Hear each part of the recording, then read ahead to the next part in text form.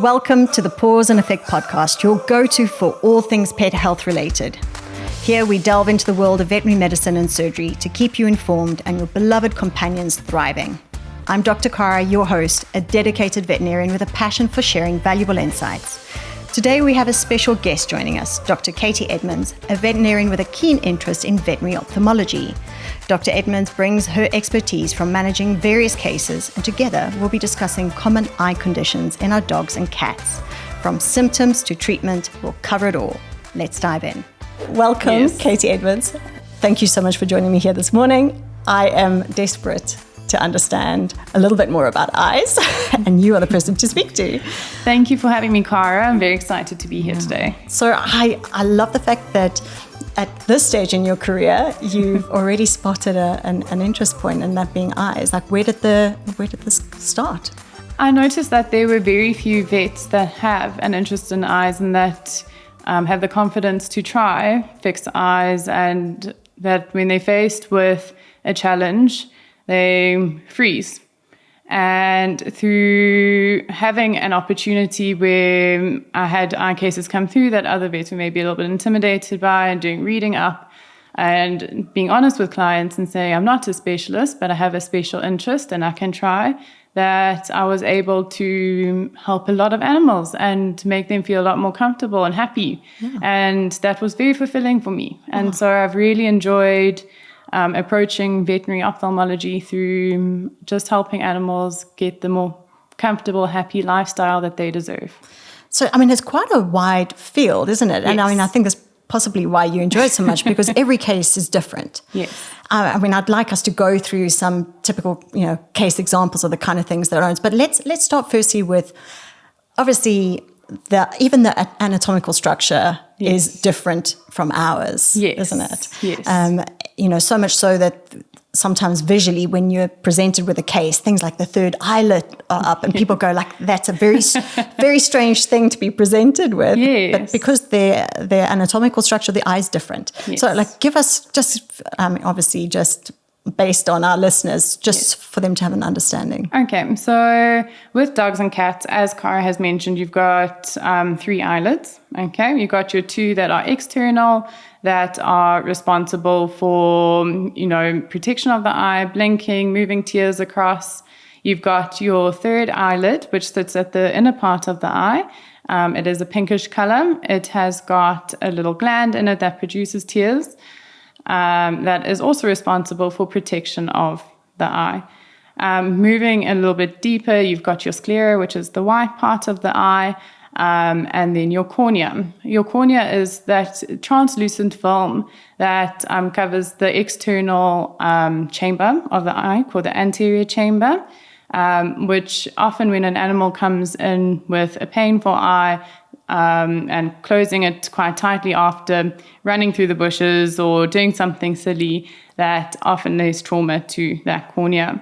Moving from the cornea, you've got your anterior chamber, which is just a fluid-like liquid that is quite, I don't really know, Cara, what to say about the anterior chamber. Just skip the anterior chamber is there. Yeah. Not many issues with the anterior chamber. No. Okay. So with the anterior chamber, we look for things like uveitis or inflammation if there is clouding within the anterior chamber itself. Then we move in and we've got the iris, which is the colored part of the eye. Now you'll notice with some animals, they have multiple different colors. Cats, you can often see little freckles called nevi on them, which are normal, but you do need to monitor them if your cat does have them to make sure they're not getting bigger or more prominent, because then we worry about melanomas. Moving to the center of the iris, you've got your pupil, which the little lens sits in, which is responsible for refracting light, to redirect the light to the retina so that you can get a visual image of what you are looking at. Behind your lens, you've got your posterior chamber, which is full of a jelly-like liquid, which helps with monitoring the pressure of the eye, and then obviously your retina. Now, there are a couple other smaller structures that are all responsible for monitoring pressure and that sort of thing, but it might be a little bit too technical to go into today. So in terms of eyes, what are the tools that we as GPs have access to? I mean, obviously, I know some practices may have more sophisticated equipment, but generally, what do we use in order to visualize those different areas in the eye? Well, firstly, we start off when a client comes in with a dog with any kind of eye problem, is we start off by watching the dog in the consult room, how they navigate the room, if they're walking into things, if they're not walking into things, are they holding the eye closed, are they not?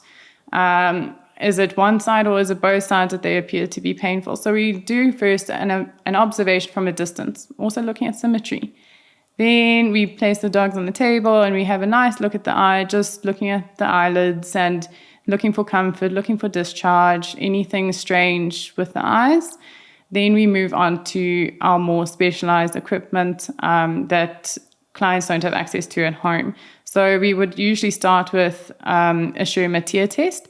That is a little test that we place a small little piece of litmus paper into the eye, and we monitor how many tears are produced over a minute to make sure that your dog doesn't have dry eye. We start with that test because if we do too many tests before the Schirmer tear test, we get a false negative. From the Schirmer tear test, we then move on to looking at the eye with various different lights, whether it's direct or indirect ophthalmoscopes. So we use direct or indirect ophthalmoscopes, and we look into the eye and we look at all the different layers, starting from the cornea, moving into the lens, and then to the retina, looking for any kind of pathology. Once we have had a really good look at all the different layers and we've established that we're not seeing a problem, we then stain the eye with fluorescein. So this is the scary glowing eye that owners. Green. Yes. So fluorescein is quite important. We use it for a number of different things. So once we drop the fluorescein on, we monitor to see how quickly it kind of is spread around the eye, to see the tear film breakup time, to see if maybe instead of a quantitative dry eye, they have a qualitative dry eye, meaning that the dog might have enough tears but not have enough mucus in the tears to make them good quality to stay on the eye, and they evaporate too quickly. Okay. Then from there, we rinse out the fluorescein, and that's where sometimes owners panic where they see the fluorescein come out the nose. Or on the tongue. Yes, or on the tongue, which is not a bad thing. If it is coming out the nose, that means that the nasolacrimal ducts are working well. If you cry, your nose runs. It's very similar. It shows that everything is open and working well. From there, we then look at the cornea with a blue light or with a UV light to make sure that there aren't any ulcers on the cornea or any lacerations or any defects. So if that's the case, it'll be taken up, is that right? Yes. The fluorescein will be taken up by the area and you can see it. It shines a bright green color. It's very, very difficult to miss. Yes. Okay. Hey there, fellow pet lovers. Today I am thrilled to share with you a new treat on the market, PLANTDOG, the innovative plant-based treat that's been a welcome addition to my pet's routine. As you can imagine, as a veterinarian, I'm particularly fussy about what I feed my dogs. Finding a treat that ticks all of the boxes was a real game changer for me. What I love about PLANTDOG is the versatility it offers. Picture this, I'm treating my 4 dogs, each with a unique tastes and preferences. With PLANTDOG's snappable design, I can effortlessly divide the treats into equal sections, ensuring each of them gets their fair share of crunchy, tasty goodness. And quickly, or the salivation starts. And let me tell you, their reaction is priceless. As soon as I call them from the gate these days, they come bounding over like it's the highlight of their day, which, let's be honest, it probably is. PLANTDOG never fails to capture their attention and affection. Available in 3 flavors of bacon, burger, and barbecue chicken. But it's not just about the taste, it's about the quality too. PLANTDOG's commitment to using organic, wholesome ingredients gives me peace of mind of knowing that I'm providing my pets with treats that are nutritious as well as they're delicious. With added omegas, antioxidants, and a complete absence of artificial additives and preservatives, it's a win-win for both pets and pet parents alike. The treat's outer is made from organic rosehip berry, picked in the mountains of Lesotho by over 10,000 women during a short 6-month picking period, with added organic flaxseed, organic rosemary, and organic yeast. And let's not forget about the packaging. It is beautifully packaged and conveniently allows me to grab a treat on the go without sacrificing freshness or flavor. So why not treat your dogs to the goodness of nature with PLANTDOG? Trust me, they'll thank you for it. Stay tuned for more of my personal recommendations straight from one pet lover to another. Before we continue, let's address a critical aspect of feline health, weight management. Allow me to introduce you to UltraPet's special diet, Metabolite cat weight loss food. It is available in 2 kg and 4 kg packs, specially crafted to support your cat's well-being and vitality. This recipe isn't just about reducing weight, it's about promoting healthy weight and management. With 34% protein, 11% fat, and 4% fiber, it helps control lean muscle mass while maintaining a healthy weight, ensuring optimal nutrient absorption. Featuring a tantalizing chicken and rice flavor, UltraPet ensures that even the picky eaters will enjoy their meals. The vacuum-coated kibbles deliver a taste experience that your cats will love. What sets this weight loss food apart is its formulation made with fresh meat, providing a healthier source of protein. Plus, the added addition of taurine supports good eyesight development and a healthy cardiac activity. With omega-6 and 3 fatty acids, this food promotes a shiny coat and a healthy skin. Additionally, the inclusion of VitaCat ensures essential vitamins and minerals for healthy development and immune system protection. The prebiotics in this formula create an environment for microflora to flourish, further supporting your cat's digestive health. UltraPet's special diet, Metabolite, is an ideal choice for overweight cats. Just ask Freya, my Bengal, who has thrived on this diet. Give it a try and see the difference for yourself. Your cats will thank you, and you'll appreciate UltraPet's commitment to feline health. Now, back to our episode. Is it a painful procedure? No, it's not painful. Sometimes dogs are not so fond of us flushing out the fluorescein, dogs and cats, but usually it's not a painful procedure at all. If the dog has an ulcer, obviously it will be any kind of pain or manipulation of the eye is uncomfortable. So sometimes we will place a little topical anesthetic before doing it, just for their own comfort. Yeah. So, I mean, we'll talk about some of the common conditions, perhaps going through like a case example of them. But how generally is pressure in the eye checked? Is that because obviously not all practices will have it, but some practices will have quite sophisticated means to do it, and others will have the old school, which still works. Tell us about measuring pressure. So the way that we are familiar with measuring pressure is using a tonometer. A tonometer is basically it is a little machine that has a tiny little probe that just gently touches the surface of the cornea to be able to tell us the pressure in the eye. So we are basically wanting a dog and cat to be less than 25. So ultimately, if it is higher, it can be stress related. If a dog is very stressed out or feeling very anxious at a vet, we might need to take it multiple times. It's the same for cats, just until we get an accurate reading.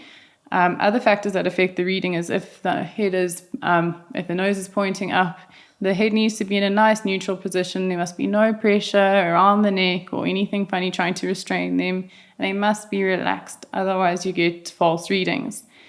Pressure of the eye is so important to monitor, especially in geriatric patients. We recommend any patients older than 7 should be going for routine geriatric profiles where they're getting blood work done, they're having full clinicals, and their eye pressure should be read to make sure that they're not starting with early glaucoma, which is an increased pressure in the eye, and if they are, to see why it's happening and to address it accordingly. Absolutely. No, that's really great advice. Yeah. So can we start with our young patients? We've spoken on the podcast before about some of the congenital things that we notice, and we obviously haven't spent a huge amount of time on eyes, but so what are the typical things you, with an interest in ophthalmology, what are the things that you try and spot early on that you can potentially intervene with? So one of the most common things that we spot early on is a condition called Entropian. So that is where the eyelids are actually have grown or developed in a way that they have actually rolled inwards. And the little hairs from the eyelashes or the actual fur itself is actually touching the eyeball. It can also happen in your brachycephalic breeds that have got prominent facial folds, where the hair from the facial folds is touching the cornea and the sclera.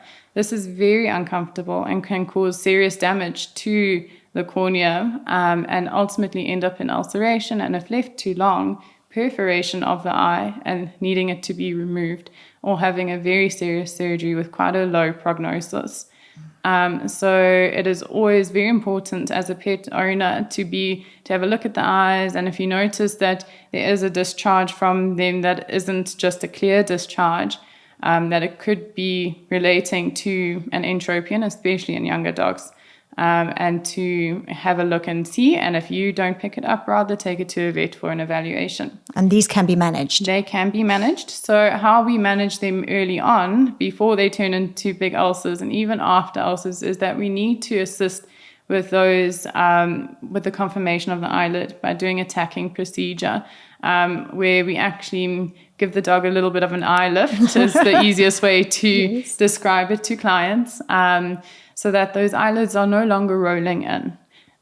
You might need more than one procedure, because we always rather take off a little bit too little. You don't want to have that eye overexposed. You don't want the dog to not be able to blink. So often it can be done in multiple procedures, but it has a very good success rate. And removing those facial folds in your beautiful little brachycephalics with the facial folds, it might look a little bit strange to you, but in the long term, it has such beneficial health effects to them, because if they have that constant trauma, on top of ulcers, you can get that pigment keratitis from chronic trauma, which will ultimately make a black color or pigment happen at the center part of your dog's eyes.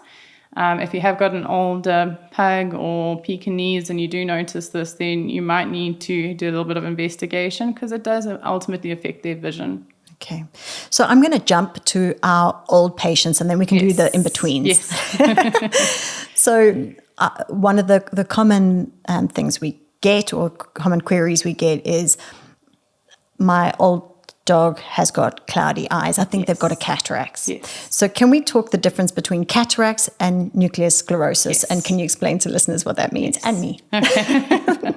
So nucleus sclerosis is degeneration of the lens. So it is basically a normal physiological condition that happens in older dogs, where in that lens the protein becomes more dense. And so that lens, which is sitting in your pupil, comes across as a little bit of a cloudier color. To diagnose this, you look through all your direct ophthalmoscopy and indirect, and basically you are still able to get a tapetal reflex as a vet, if you have, which is that shiny color. If you have a dog at night and you shine a torch at them and the eye comes back glowing the different colors, then you know that that is actually just nucleus sclerosis and not a cataract. Cataracts are different. Under direct and indirect ophthalmoscopy, you can't see through them to the retina.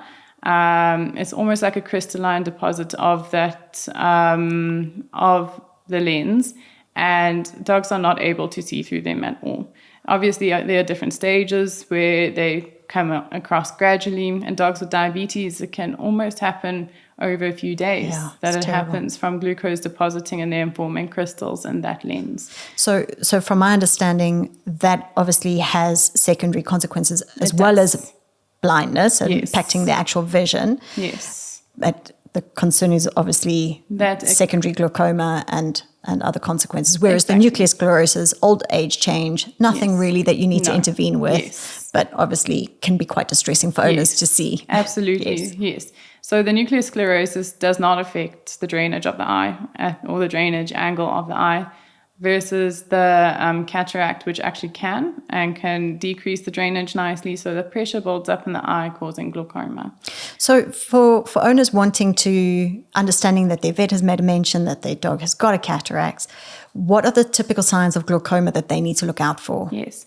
So if they notice that the dog's eyes are bulging, if they notice that the sclera, or the white part of the eye, is very red, if they notice sort of a black pigmentation on the iris, not on the iris, on the cornea, around the iris, or if they notice, it's called Harb's striae. It almost looks like stretch marks on the actual surface of the cornea, but it isn't so easy to see without specific lights and things. Any kind of discomfort or change in the lens should be brought to your vet's attention as soon as possible. Is that generally one side? How often does it happen simultaneously in both? So it does depend. Okay, for a dog with diabetes, that is an endocrine condition, it will happen on both sides most likely. Nucleus sclerosis will be both sides as well. It's not one eye then the other eye, but you can get unilateral cataracts, which will be just on one side. Yes. Okay. So obviously those are major conditions, and hopefully pet owners are able to spot when their animals are in discomfort. Let's talk about the more minor things that we deal with sort of every day. You made mention of discharge being clear versus cloudy. Yes. Can you explain to the listeners an understanding of what that means and what that might indicate? So a lot of pets usually have a clear kind of tear discharge from their eyes. Sometimes it can be normal, where they've had it their whole lives. They just have a higher production of tears than other dogs, where you'll often find owners coming in saying that there's a dark pigment coming from their eyes. But you do need to get it checked out to make sure that there isn't a problem. So clear tears that come from the eyes could just be overproduction. It could be damage to the drainage of the tears or a blocked duct. So if it suddenly occurs where it's never occurred before, or if it's only on one side, that is definitely an indication that you need to get it investigated. But if, when in doubt, rather get your dog checked just in case. Mm-hmm. Moving on from the clear discharge, moving on to sort of a cloudy discharge, this is a little bit more distressing. This indicates that there's some kind of inflammatory process happening in the eye. Meaning it could be something as simple as it's got dust, your dog has dust in its eye, or your cat has dust in its eye. It could be an ulcer. It could be that there is a conjunctivitis. So any kind of discharge that varies from that clear discharge should definitely be investigated. And then obviously if there's any blood that needs to be investigated sooner than later. That's great advice. Now talking about the ulcer. Yes. Because there are a few situations, a few cases I'm thinking about that affects the surface of the cornea. One of them obviously is the ulcer, the ulcer or the laceration that we can manage relatively easily, to the one that becomes a big panic because we worry about a melting ulcer, and I'd like you just to explain to owners. And then the other one is we see quite a lot here is that from the snake venom, which causes the same thing. It causes a huge amount of discomfort. Yes. I think the first thing that you've made mention of before is that we see these dogs come in and they're really sore. Yes. So is the first sign that you generally are presented with is discomfort? Yes. Okay. So the first sign that owners generally present with is my dog's just holding its eye closed or blinking more than usual, or the eye's looking a little bit more red. Okay. So those are generally the three most common complaints when a client is bringing in a dog with an ulcer. Okay. What an ulcer is it's damage to the cornea. The cornea is made up of three main layers. The outside layer is a layer called the epithelium. The middle layer is the stroma, and then the inner layer, or the most central layer, is the endothelium or descemet, and with the descemet membrane. Okay. So a superficial ulcer, which would be something silly, a cat scratch, usually if it's very minor, your dog's been playing, it has a little grass seed that's irritating the eye under the third eyelid, and all the other reasons that you mentioned earlier, when you stain it with fluorescein, it just comes up as a beautiful green color and it's very homogeneous. Other things that can cause ulcers, as we haven't mentioned, is herpes virus in cats and all those different sort of weird and wonderful viruses, and bacterial. So generally, once we've stained it and we see that there's that very obvious ulcer, then we attempt treatment. Now, if it is a superficial ulcer, you'll probably be sent home with an antibiotic, oral anti-inflammatories, but you'd need to treat it quite aggressively. Because if it does deteriorate and get worse, if it becomes contaminated from bacteria, or if it is from bacterial origin, then it can become deeper. So we start getting a little bit more concerned when the stain makes almost like a target-like appearance, where it stains on the periphery of the ulcer, but in the center of the ulcer, it does not take up stain. That is an indication that it's deeper than just the epithelial layer. Then we start worrying about melting ulcers and those sort of conditions. Those conditions can sometimes need quite intense treatment. They often need to be hospitalized for hourly, 2-hourly drops, sometimes even a surgery where they take a little piece of the conjunctiva and actually suture over it. And some practices also, if it is one of those non-healing melting ulcers, have a little diamond burr where they actually help with removing any of that tissue that isn't healing well, and just helps with the healing of the ulcer a little bit better. It brings all the healing properties into there. Exactly, yes. Okay, so a very serious condition. Yes. And what happens if it does, like it isn't managed? So if it isn't managed and it gets to the point of where the eye actually ruptures, that is seriously problematic. Dogs can lose their eyes, or with the eye ruptures, they might need the eye to be surgically removed, which is a very sad condition for something that usually we can manage. But if the eye is left too long, or if it is just really serious and it's a resistant bacterium that has got hold of the eye, or just chronic irritation that we can't get hold of, then we need to remove that eye. Which brings me to my next most dramatic case that I remember involving eyes. And that is the eye that has popped out. Yes. So can you take us through? I will take you through that. So that is a very distressing consult for a client when they come home, they've had a long day at work, and suddenly they notice that their little dog or little cat's eye is no longer in the socket. Within the eyelids. Yes. So it's called a proptosis. Ultimately, what happens is from a trauma, or it usually is trauma related, that this little eye there's been so much pressure and force behind it that it has popped, so that it's sitting just outside of the eyelids, and it has a very scary appearance to clients. When this does happen, the advice would be to bring your dog in as soon as possible. If you are very far away from a vet, you can get some gauze swabs and wet it down and cover the eye. But my advice would be just to rush in as soon as you can, because if there is still neurological function of the eye, there is a small possibility that you can replace the eye back into its original position and put a stent on, suture the eye closed for a good couple days, and then see if the eye is fine.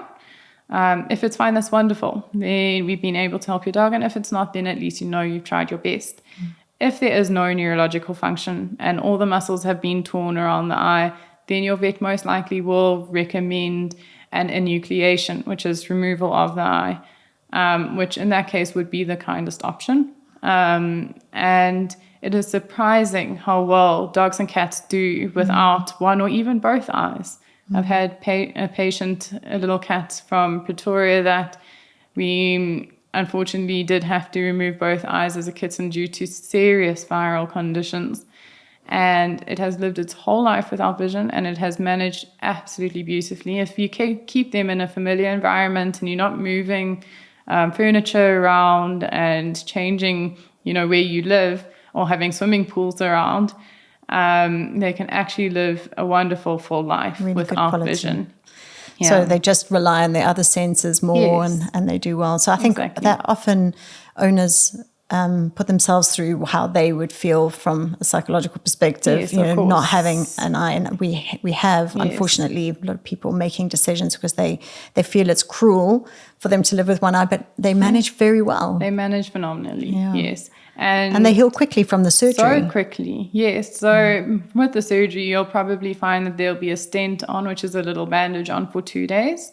And then thereafter, they'll probably come back for a checkup after 10 to 14 days. But generally, we put in absorbable sutures so that you don't have to take out any stitches. And then the little dog or cat hopefully comes back in 10 to 14 days, it'll still be a little bit swollen then, but they just look like they're winking at you. So hopefully, they do manage as well as that, because that is generally what happens. Oh, that's great. Yeah. So there are lots of things that you can do to intervene if owners are faced with a situation. So, just in summary, the kind of things that they need to sort of action very quickly, obviously that eye that has popped out, the proptosis, the ones where they're holding their eyes closed, the ones where there's discharge of very cloudy or blood, and then all in between in terms of just checking that it doesn't become a progressive condition. And is that anything coming out of the eye, anything that looks like it's protruding from the eye, anything abnormal. Eyes are very delicate organs. Rather be safe than sorry and get it addressed sooner than later. Because if you can prevent an enucleation or pain, I mean, dogs and cats are incredibly strong animals. They often don't show pain to be as severe as what it really is. I mean, the cornea is renowned for actually being, any kind of injury to it is renowned for being some of the most painful conditions. I mean, even as humans, people are bed rested when they have corneal lacerations. So we know, like getting something in your eye, the sensitivity, the way the eye responds in terms of the tear production, or a lash in your eye. It's very painful. So it's that we have to kind of appreciate how good our animals are at disguising the extent of pain they're in. Absolutely. Another condition that we didn't cover with young dogs is cherry eyes. Yes, let's talk about cherry eyes. So cherry eyes are basically when a dog comes in, clients are often worried that there's a pink protrusion at the center of their dog's eye. It is their third eyelid that we discussed previously that has a little gland in it. And that gland has basically just popped out of position. We often find it in bulldogs or brachycephalic dogs, but it can happen in any breed. And it generally is younger dogs, and it generally is genetic. So that does require a little surgery to basically just tuck that back into that third eyelid. So historically, if you don't mind me mentioning, many, many moons ago, hopefully vets not doing it these days, they would cut them out. Yes. Which is not advised because, like you say, it produces tears. Your eyes need tears in order to remain healthy. Yes. And then those dogs would probably survive or manage the rest of their lives with severe dry eye, which is something that clients would have to put drops in their eyes for the rest of their lives.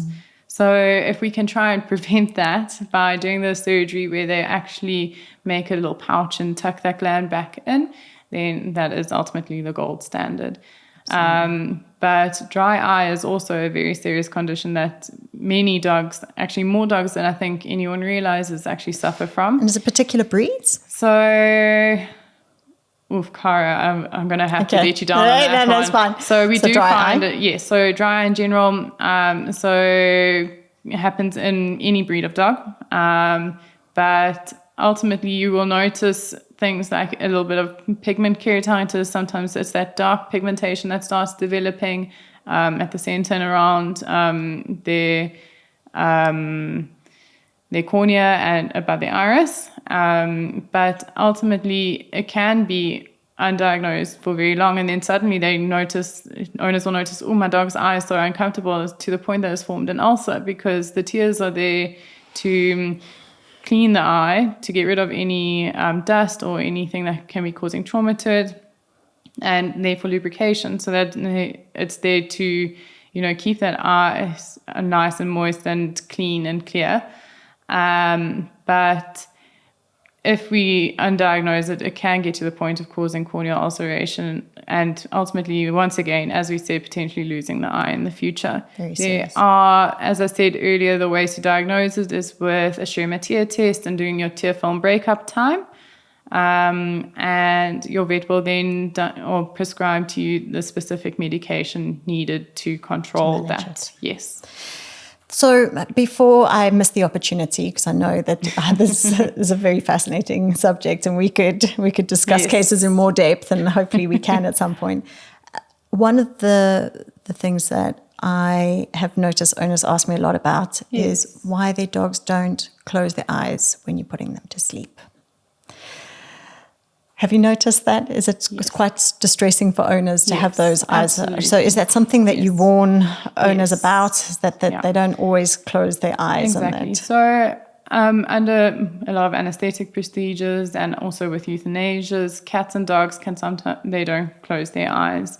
So for an anesthetic procedure, we are very diligent about putting a stay line in their eyes throughout the procedures to make sure that their corneas don't desiccate. In a euthanasia process, it can be distressing to clients when their dog's eyes don't close. But it is something that your vet will make you aware of before the procedure happens. And if you're comfortable with being there and seeing that, then being there with your pet is special. And I do find that pets do find comfort in having their owners there, but only if you are comfortable with seeing the side effects of the euthanasia process, and keeping their eyes open is one of those side effects, unfortunately. Yeah. And in terms of, is there anything that owners can do at home if they, they're like, obviously when we're talking dental health, the advice is that you brush your dog's teeth. Are eyes just the things that you leave alone? Yes. Or is it a bit like when we go to the ophthalmologist and they're like, you should be putting tears or artificial tears in your eyes? Should we be advising owners to be fiddling, or are they okay just? So to be honest, rather less is more, okay? Unless you're seeing your dog has a constant discharge and getting that dermatitis from that serous or watery eye discharge, that should be cleaned. Yeah. So cleaning the actual external part of the eye, absolutely. You can clean that once a week or so. What can owners use? So I would recommend using just sterile water. You need to be a little bit careful about using cleaners long term because of bacterial contamination. But there are some products out there that are wonderful that you can use, but you must be very careful about their labels and their storage instructions and how long you can use them once they're opened. So generally we recommend nice warm water with, we generally don't recommend cotton wool itself because of the fibers getting into the eye.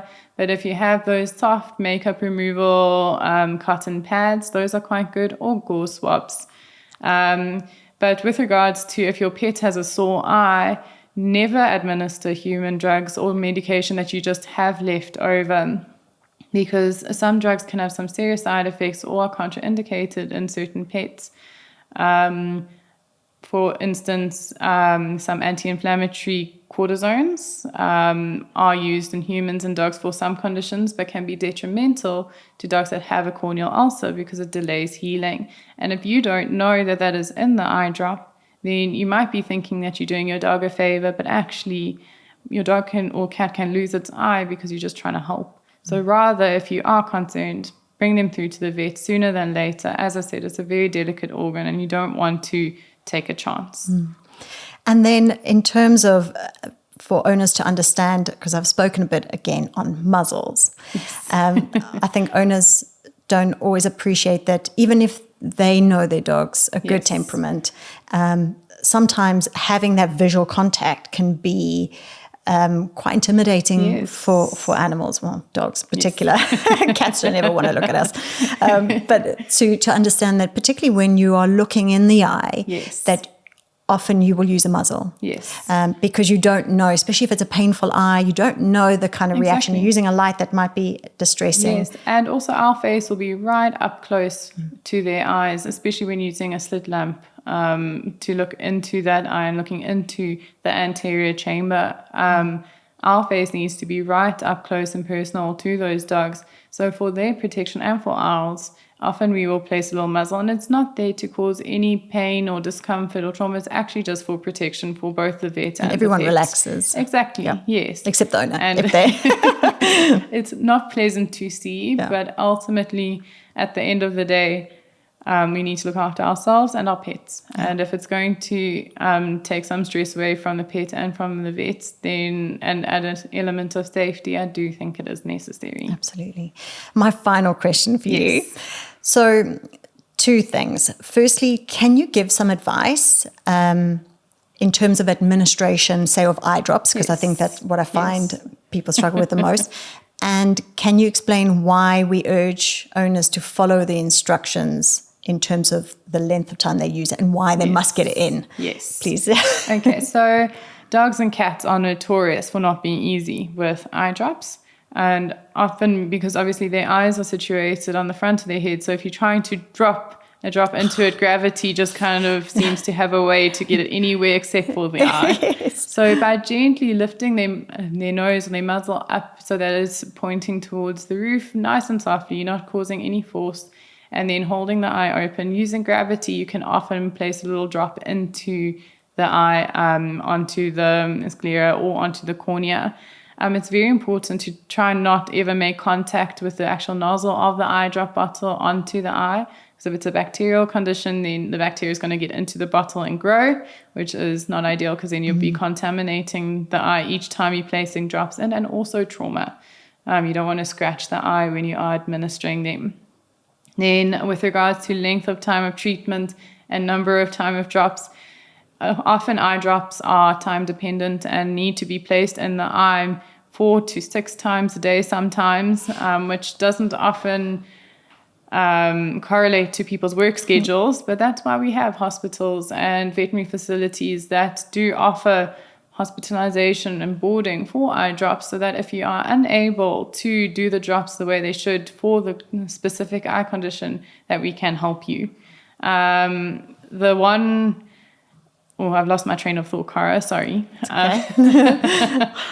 So length of treatment is very important, because ultimately those conditions, to be able to make sure that you have got rid of all the bacteria, or if that is the condition that you're trying to treat an ulcer, to make sure that you are getting rid of that population in its entirety, you need to follow the entire prescription course, because you don't want to come into a point where you then kill half of the population and then you have bacterial resistance, and then they become resistant to our medication, and it opens a whole new kettle of worms. Is a kettle of worms? I don't know. A whole new problem. Can of worms with bacterial resistance.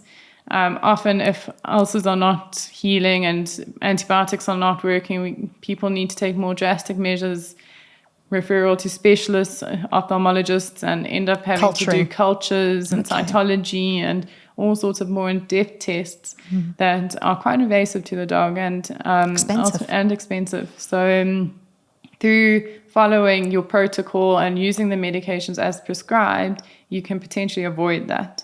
So that's why we recommend following those programs really strictly. Oh, that's great advice. Thank you. Yes. This has been so informative. Really, really appreciate your time. And hopefully we've covered the main subjects for all the main conditions. I really appreciate you letting us know. And if we've got any questions, if owners want to ask you anything specifically, they can obviously contact us and we can pose those questions to you. Thank you. Thank you so much for having me. I really appreciated this. It's been very different, but I really enjoyed it. Thank you, sharing Cara. information so that we can improve the quality of lives of pets. Just make them happier and more comfortable. Absolutely. That is ultimately the goal. Especially with the eyes, because they're just so vulnerable. Yes, they are. Thank you, Katie. Thanks, Cara. Thank you, Dr. Katie Edmonds, for sharing your expertise on common eye conditions in dogs and cats. Your insights have been invaluable. To all our listeners, we hope this episode has provided helpful information on recognizing and managing eye issues in your beloved pets. If you have found this episode informative, please consider supporting the podcast by liking, sharing, and leaving us a review. Your feedback helps us reach more pet owners with essential knowledge. I'm Dr. Cara, thanking you for tuning into the Pause and Effect podcast. Remember to give your pets an extra hug from me, and join us next time for another enlightening discussion. Welcome back to Just for Pets. You're with Dr. Cara. Hello, Doctor. It's Chanel the Persian. And, I can't seem to stop retching to get this hairball up. Are you on a special diet? Excuse me? Hairball control food will really help. And maybe some Laxapet. And lucky for you, Just for Pets have a big range. Well, how early can I get some? Order today, and we'll deliver pronto. Wow! I feel better already. Justforpets.co.za. Vet approved, pet adored. Get it all to your door. We have an exciting announcement to make. We are looking for guest speakers who are passionate about the pet industry and sponsors to support future episodes. Are you an expert in pet training, nutrition, or behavior? Maybe you're a veterinarian with insights to share, a pet store owner with unique experiences, or a pet product inventor. We want to hear from you. The Pause and Effect podcast is a platform for industry professionals like you to showcase your knowledge, experiences, and stories. As a guest speaker on our podcast, you'll have the opportunity to share valuable information, engage with our audience, and have your voice heard in the pet community. Whether you want to discuss training techniques, emerging pet care trends, or the importance of mental stimulation for pets, we want to feature you and your expertise. So, if you're passionate about pets and have something to say, we invite you to join us on an upcoming episode of the Pause and Effect podcast. But wait, that's not all. The Pause and Effect podcast is also seeking sponsors to support our mission of educating and entertaining pet lovers worldwide. By becoming a sponsor, you'll gain exposure to our engaged audience and have your brand associated with the love and care that we have for our four-legged friends. If you own a pet-related business, offer pet products or services, or simply want to align your brand with our pet-loving community, we'd love to partner with you. As a sponsor, your brand will be featured prominently in our episodes and our social media channels. It is a great opportunity to showcase your offerings to a dedicated audience of pet enthusiasts.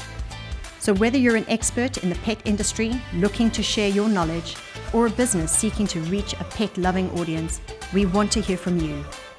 To apply as a guest or to inquire about becoming a sponsor of the Pause and Effect podcast, please contact me at drkara@pauseandeffect.co.za. Get in touch and let's discuss the various opportunities. Thank you for joining us today. We can't wait to welcome our future guest speakers and sponsors to the Pause and Effect podcast. Remember, every episode is an opportunity to celebrate our four-legged friends.